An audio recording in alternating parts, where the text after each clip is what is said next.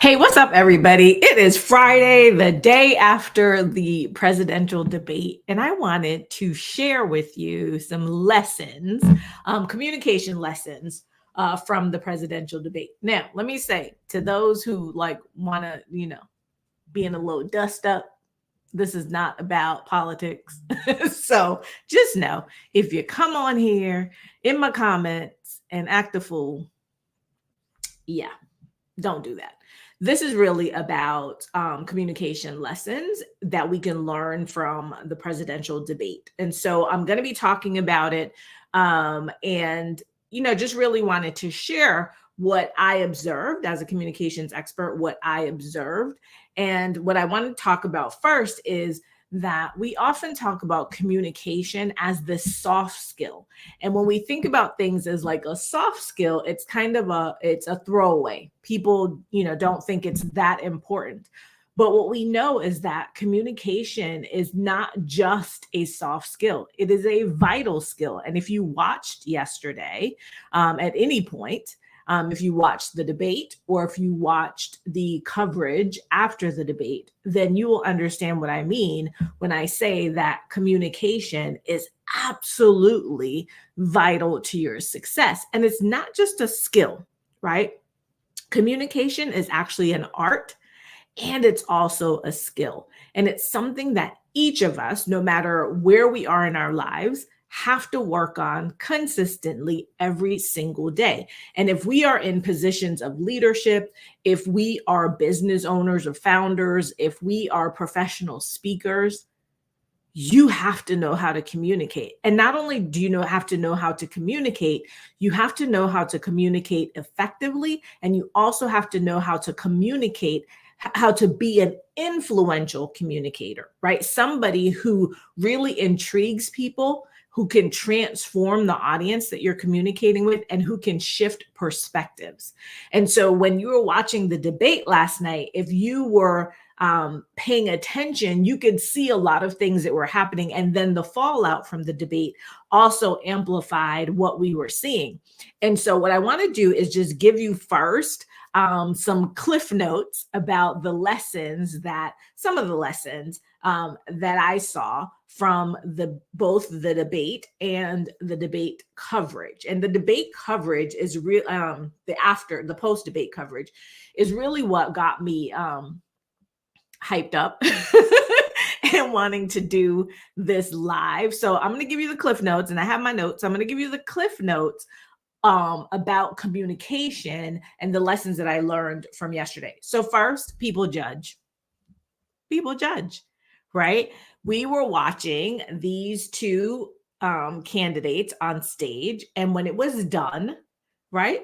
The media judged. We all judged. So we have to know that when we're communicating, people are going to judge. Hey, everybody who's joining me live, say hello, drop a comment. If you have any comments to share, let me know.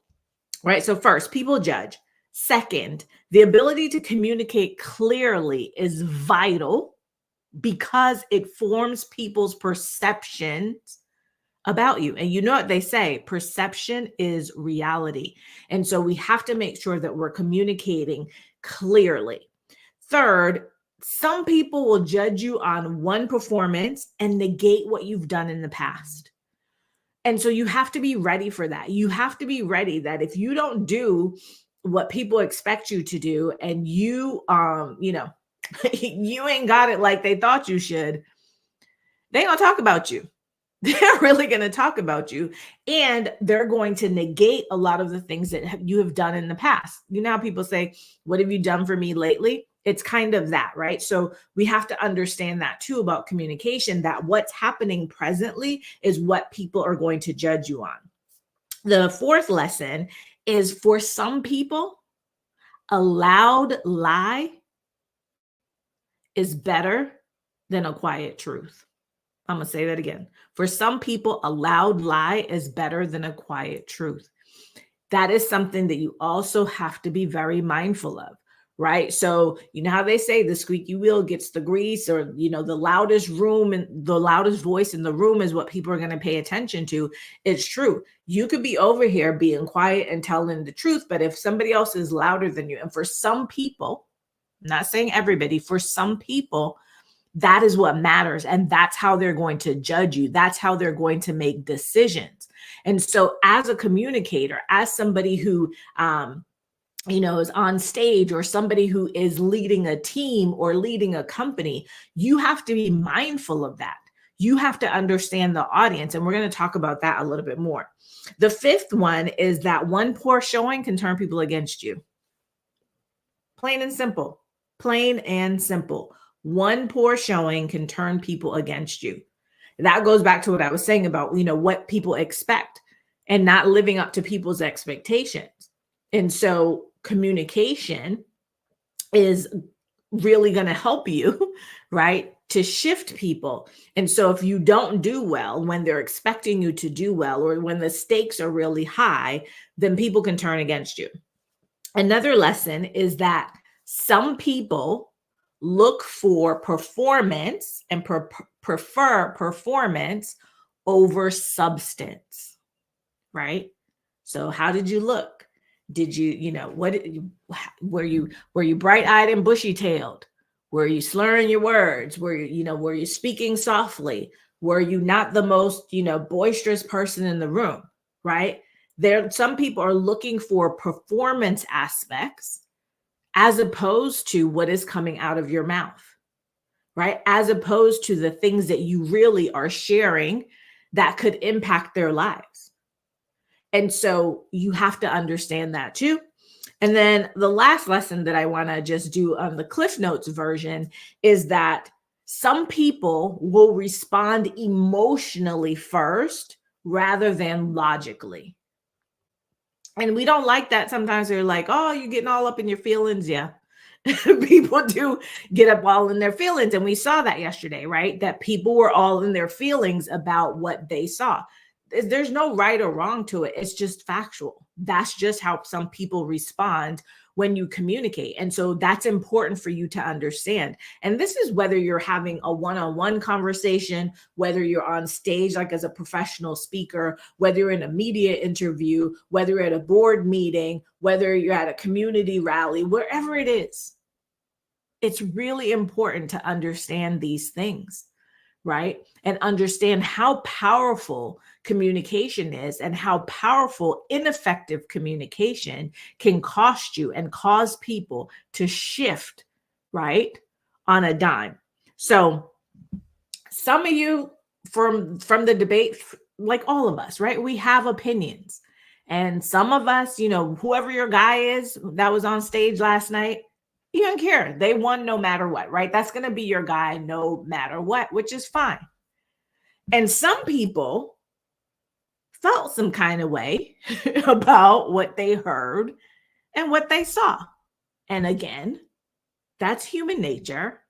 And so, yeah, I want to talk about that part. I want to talk about what we heard and what we saw, and how can we use what we heard, what we saw, and importantly, the immediate fallout, so that we don't run into the same problems, right? So that we don't have those same issues. And again, at any time, if you're here with me live, or you're on Team Replay, hashtag Team Replay, just drop it in the chat, in the comments. I would love to see what your thoughts are on this. And let me just stop for 1 second and introduce myself for those of you who might be new to me, might be new to my page. I'm Kelly Charles Collins. I am a retired employment law trial attorney. So for 2 decades, I represented Fortune 500 companies, small businesses, global companies in cases that involved employer-employee relations issues. And now I'm a high stakes communications expert, and I work with speakers, I work with leaders, I work with women, I work with teams to really help you to develop your communication skills so that you're able to communicate with clarity, confidence, and credibility. That's the goal. That's why this is so important to me. And that's why I am here live on a Friday. All right. So let's talk about this, because like I said, some people got all in their feelings about what they saw and what they heard. And again, rightfully so on either side, right? Whichever person you got all up in your feelings about.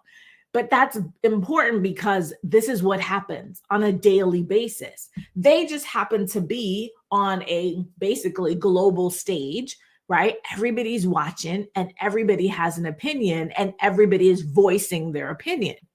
Usually for us, though, we're not on such a big stage, but we are on our own stages, and people have those same types of thoughts about us, but we often don't know, right? Because they're not going to come up to you and be like, yeah, you sucked. Oh, you're horrible. They need to pull you off the stage. You should not be the leader. They need to replace you, right? Oftentimes you're not going to get not going to get that type of feedback. So how do we as communicators, right, mitigate, because we're never going to be perfect. Our goal for me, the goal as a communicator is to always be powerful, right? To speak with power and influence. So you're never going to be perfect, but what can you do, right, to prepare yourself so that you don't end up on the other end of the stick as what happened last night and continuing into today, right? And it will probably go on for weeks until they find something else to talk about. So what I want you to understand is that you have to be clear, very, very clear. There's lots of things that you need to do, but I'm going to talk about 3 things today that, based on what I saw yesterday and what I'm hearing, I think is really important. So there are 3 areas that I want you to think about in terms of being extremely diligent about being clear, right? Clarity is key when you're talking about influential communication. Clarity is key. So there are 3 areas that I want to talk about today. The first one is tone. The second one is the content. And the third one is the delivery, right? So first, let's talk about tone. So when we're talking about tone, we know tone of voice, right? So if we're communicating, and this is whether we're communicating verbally or in written form, but because I'm talking about the debate, I'm just going to talk about this in relation to a verbal communication, right? So we have to look at tone of voice. And that has to do with the volume. It has to do with the speed. It has to do with the pace. It has to do with the words that you're using, right? And so yesterday we saw a stark contrast between the 2 candidates in terms of their tone, right? And so we had the former president on one hand, who his tone was very clear and very forceful, right? Just it was very clear and just very powerful in the tone of his voice, right? The pace, the speed, it was quite audible, right? On the other hand, we had our current president, and his voice was quite soft, right? At times it was inaudible. At times we couldn't understand what he was trying to say. And we also know that he has an issue with stuttering and has had that issue his whole life, right? We also know, apparently, they said he had a cold, so maybe he wasn't feeling well. So you have this contrast already from the very, very beginning, from the opening question. You have this contrast with the tone of their voice. And so there had been so much buildup, right, in terms of waiting for this debate and how they were going to perform, and whether or not, the former president was going to show up as this way and whether the president was going to show up as this way. And, all he had to do was one thing, and, all the things. There was all this buildup. There was all this anticipation. There were all these expectations around these 2 people about being on stage. Here's the thing. People have those same types of expectations for you. Again, though, because we're not on a national stage, we won't hear about it, right? But I'm a professional speaker. And so I'm going to be on stages at conferences and my name is in the program and I tell people I'm going to speak and, my topic is this. Or, a corporation hires me to train their team or work with their women leaders. People have expectations. They're thinking like, oh, what's she going to say? How's she going to show up? Right? They have all of these expectations. I don't know what those are. But in this situation, we did know. So there was this buildup and then go time, right? So it's go time. They introduce them. And the first question and what we hear from our president is not what we expect, right? We know he's older. We know that the candidate that showed up in 2016 or whatever year it was showed up as vice president in other debates is not the person that's here today. Like his voice is not as strong as it was, right? So that tone was very off-putting to some people. It was very shocking to some people. This is the same thing that will happen with you when you're speaking, that people are going to expect something from you. And if you don't deliver, it is immediately going to cause some dissonance for them, right? It's going to cause a conflict for them.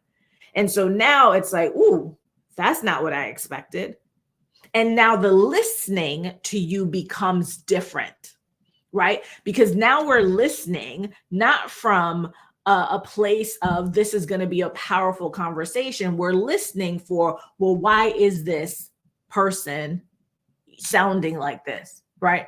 So when people started listening to our president, when they thought that he was going to come out and be, robust and be, Joe that they saw at the State of the Union, and it was different. Now the undertone, the listening is different. So now we're listening from a place that we have said that this person is not up to the job, right? And so now that's a bias that has been fed into our listening.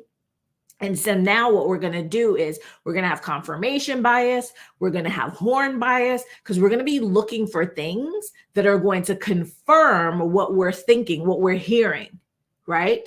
We're going to do that. On the other side, right, the former president is on stage and he comes out and he's clear, right?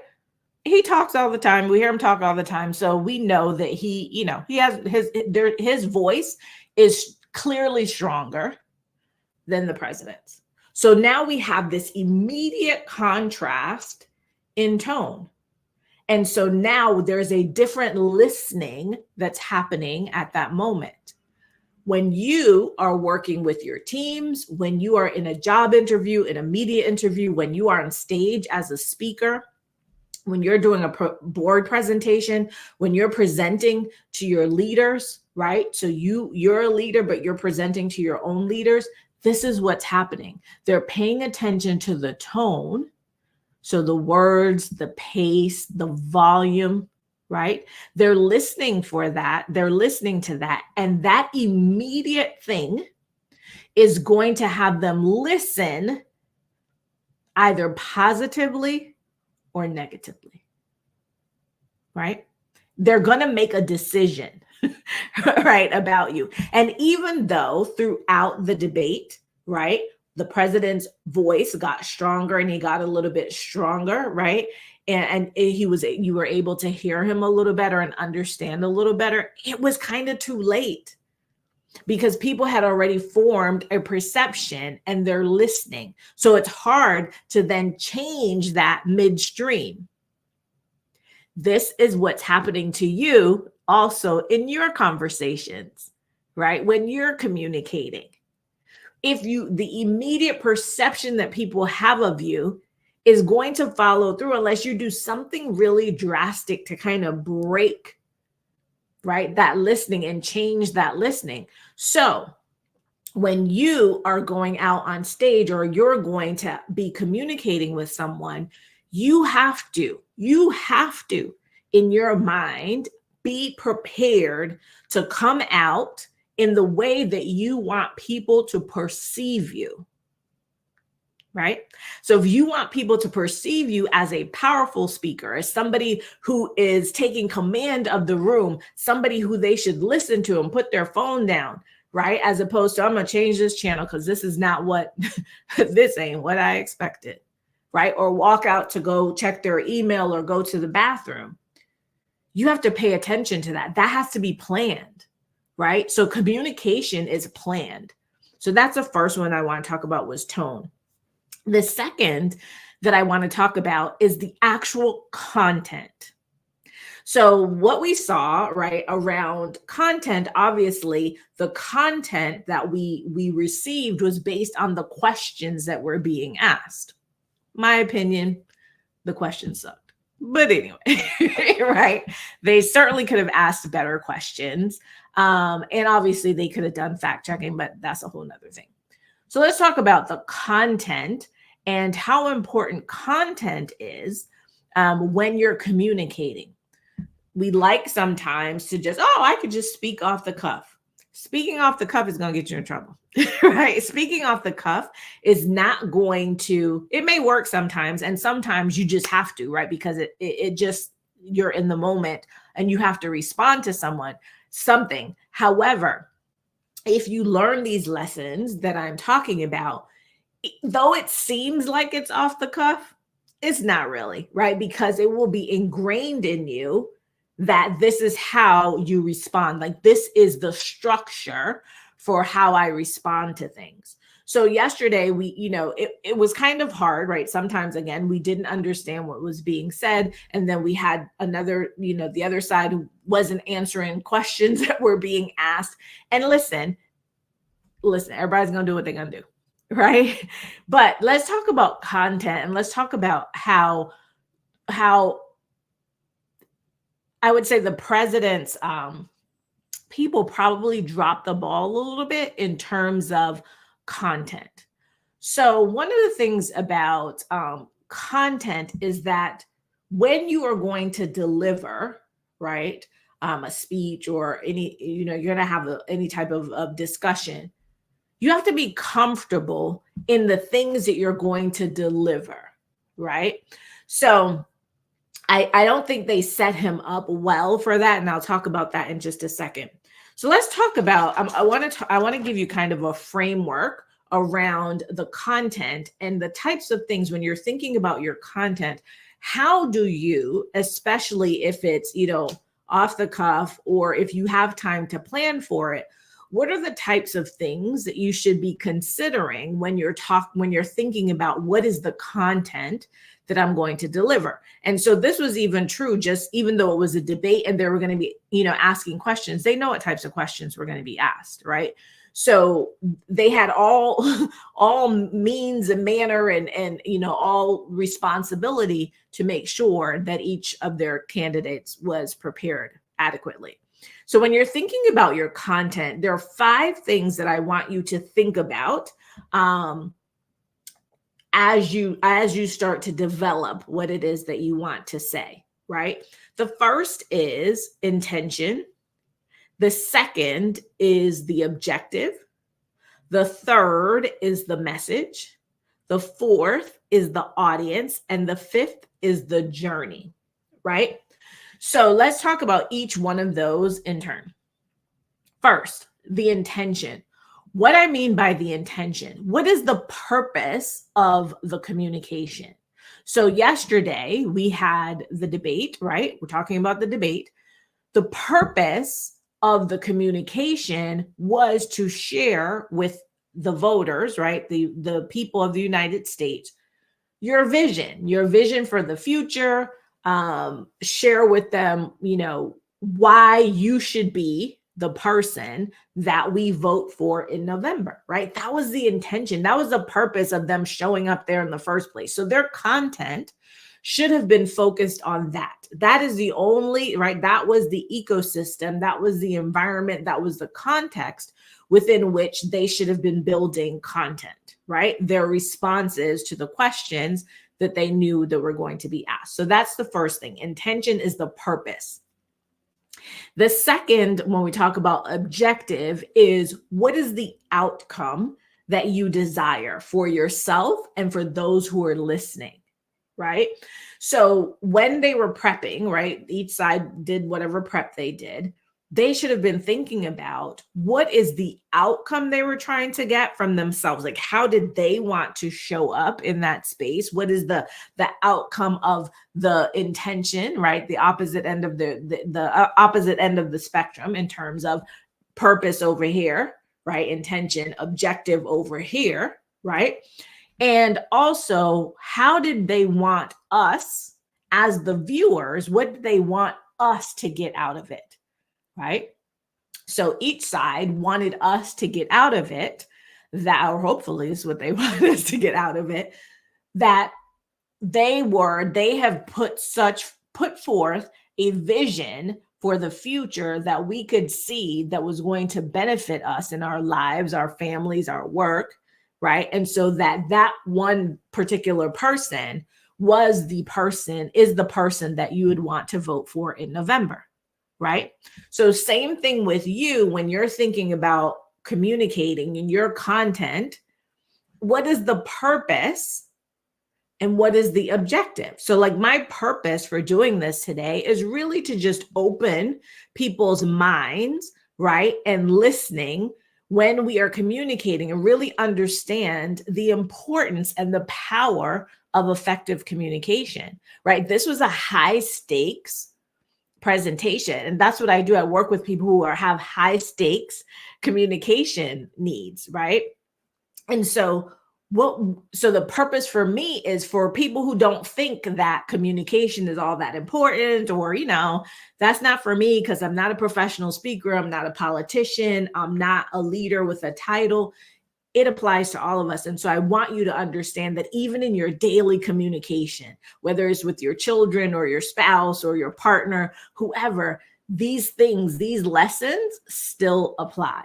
My objective, right, for me is to share my expertise with you, and with the hope that you will learn something from this and that you will be able to take these lessons and immediately implement them and to elevate your communication skills, right? So that's the intention and the objective. So I always talk about those things being the bookends, and that if you know your intention and your objective when you are communicating, when you're having a conversation, those things will keep you in line, right? Because you'll know if I'm going off track, well, okay, that's not why I was having this conversation, or if I keep going down that path, that's not going to get me to where I want to go. So those are the bookends, right? Third is the message. So now the message is what's going to be in between this intention and this objective. The message is vitally important, right? And how we deliver the message is vitally important, which we saw yesterday, because the message got lost in the delivery, which we'll talk about, right? The message got lost in the tone, right, for the president.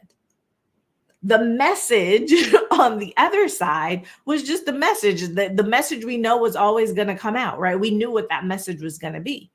So the message is important.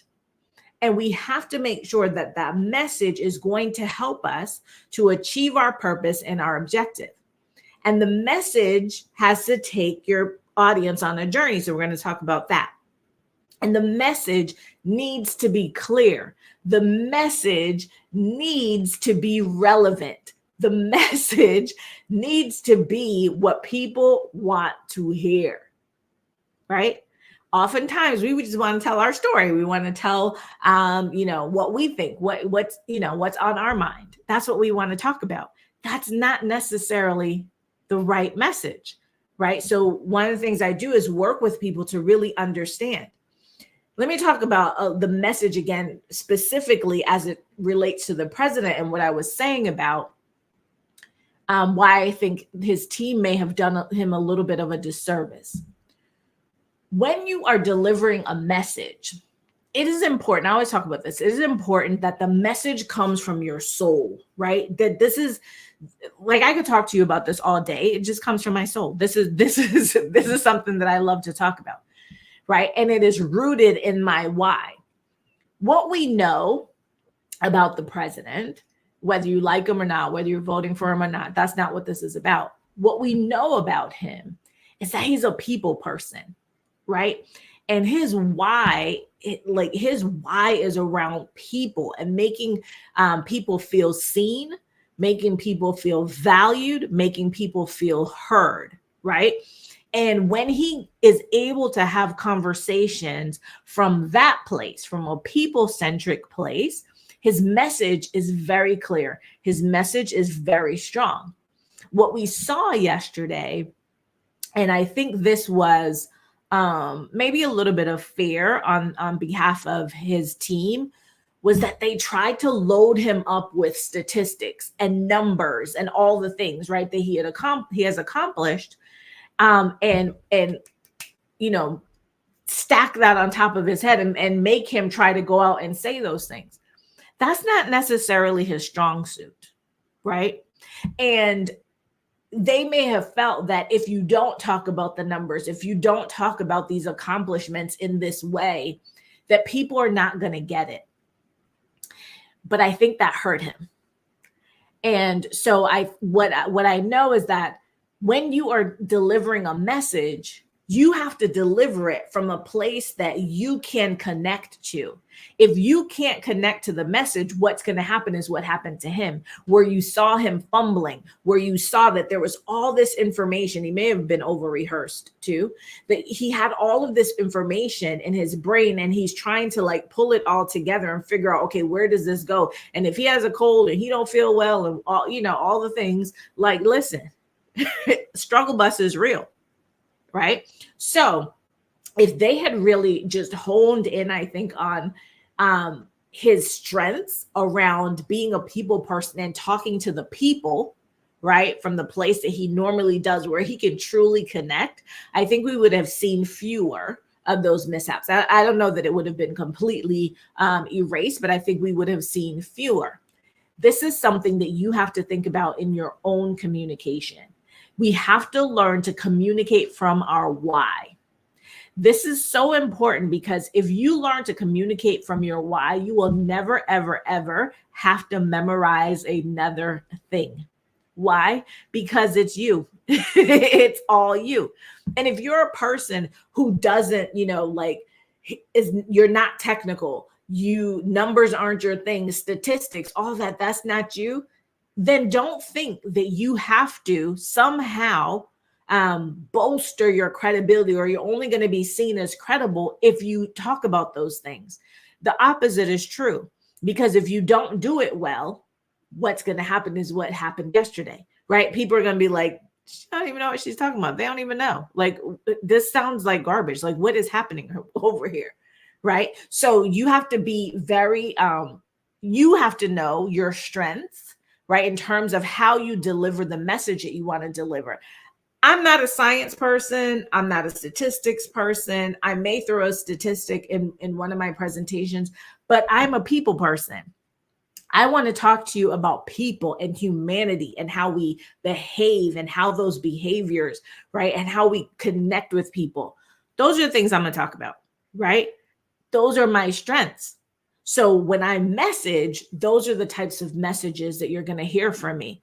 You have to understand what are the types of messages and build your message that way. Don't build it on what you think other people, are going to say about you, because what's going to happen, they're going to talk anyway. People judge, right? I started with lesson number 1 in the Cliff Notes. People judge. They're going to judge you. So you show up in the power of who you are and let them judge you on that, as opposed to you trying to fit into whatever, which is what I think happened with what I believe happened with the president yesterday, right? That they were trying to fit him into something that is truly not his strength, right? So when you're thinking about the message, that's really important.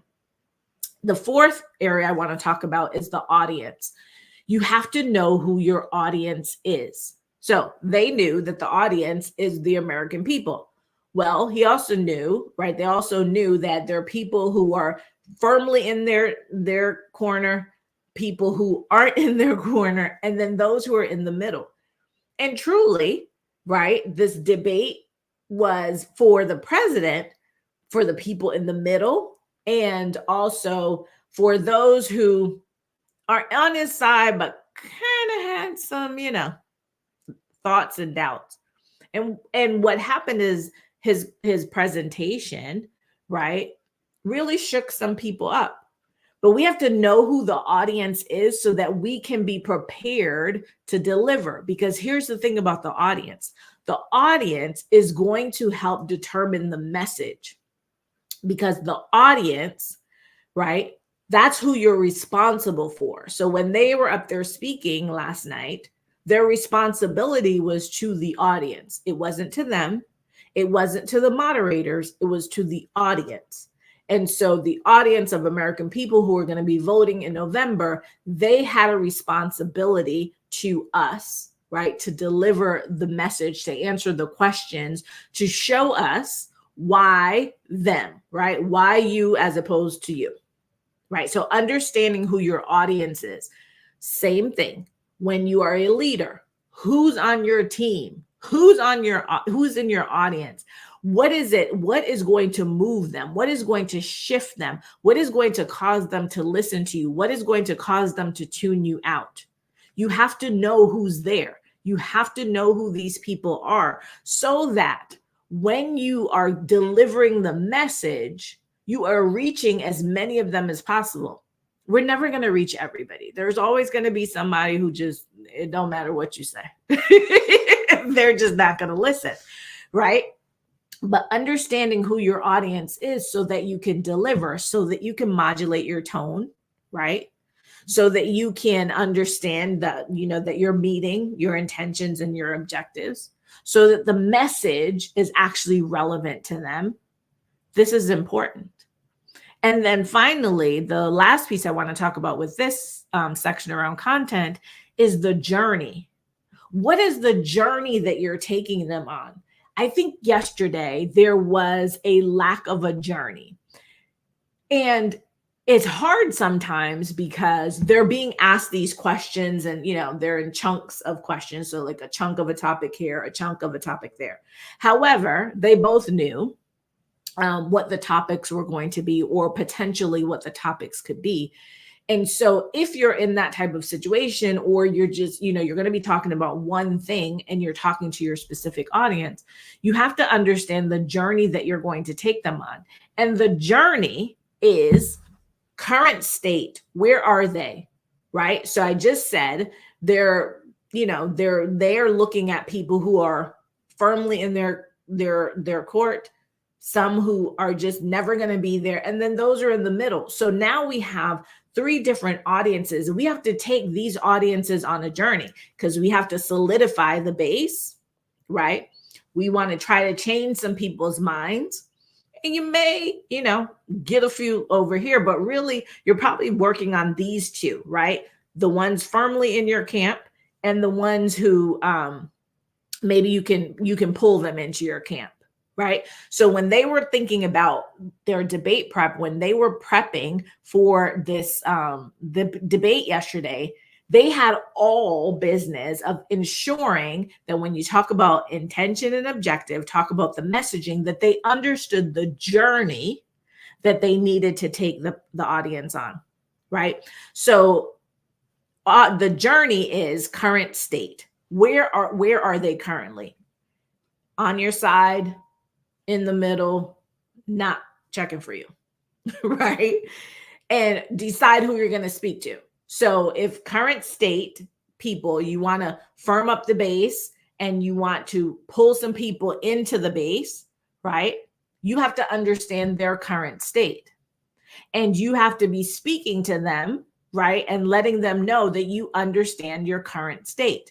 So one of the things that we know is that the people who are kind of shaky, they're concerned about the economy. They're concerned about, food prices and gas prices and all of those things. That's current state. So we have to acknowledge where people are so that they know that you hear them, that you see them, right? That you value them. We also have to understand what is desired state, right? So starting of the journey, ending of the journey. This is their current state, but what is their desired state, right? So if we're just talking about the people in the middle, right? The people in the middle want to know, they wanted to know from the president that their life is going to be better. Their prices are going to go down. We're not going to be in a recession. Inflation's going to go down. Job numbers are going to go up. I can buy a house and not feel like, I'm being strangled, or rent is not going to choke me to death, right? They want same things, right? From either candidate. This is the vision that they want. This is the desired state. They want security. We want security for our families. We want to know that we can get up in the morning, and if we have to go work or do whatever, that we can enjoy life, that we're not just, out here and like robbing Peter to pay Paul. Right? So current state, desired state. Their message is the bridge. It's the solution. It's how we get the audience from current state to desired state. And that is what they needed to do with their message yesterday, is to take people on that journey. The reason that there's so much blowback, especially on the side of the president, is because people felt like he did not do that, right? And they felt that he didn't do that because the listening was different from the very beginning because of the tone, right? Because of how he showed up in the first question. Because if you listen to the answers, he did answer some of those things. But if we're listening from a different place, if we're listening from a place of, he ain't got it, and this ain't the one, right? Then we're going to not see him as the solution or the bridge. Same thing when you're communicating. Same thing when you're talking to your children, you're talking to your spouse, you're talking to your team, you're talking to your boss, you're talking to an audience. Same thing. There is a clarity that is required, right? For the audience to understand that you see them, that you hear them, that you value them, that you know where they are currently and you know where they want to go, and that you, and only you, are the solution and the bridge to get them there, right? So that's it. Those are the things I wanted to talk about. Those are the things that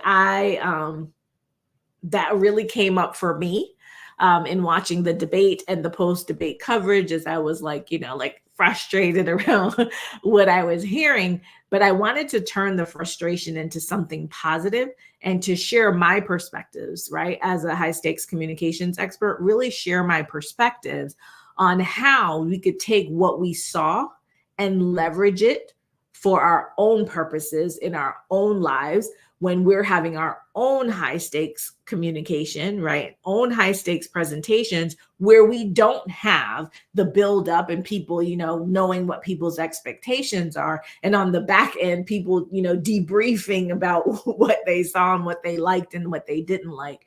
But to be able to use that and leverage it to prepare you so that you in that middle, right, can show up powerfully, and that you can communicate with clarity, with confidence, and with credibility. So with that, I'm going to give you back your Friday. This was longer than I thought, but I'm going to give you back your Friday. Thank you for those who joined me live.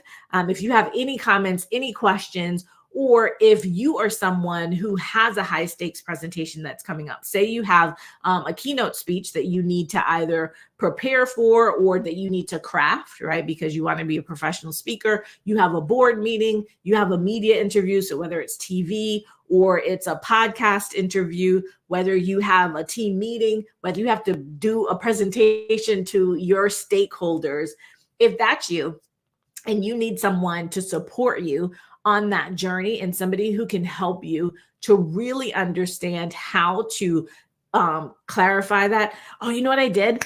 I can't stop. Wait, I got to go back for a second, but I'm gonna say this first, then we'll go back to clarify, to help you clarify that journey. Then DM me. I forgot delivery. I got to talk about delivery because that was the third one. I want to make sure that I talk about delivery. So delivery is also important, right? And so delivery was the third piece. I'm sorry, y'all. I forgot to tell you. So I said clarity around your tone, your content, and your delivery. So let me give you this piece.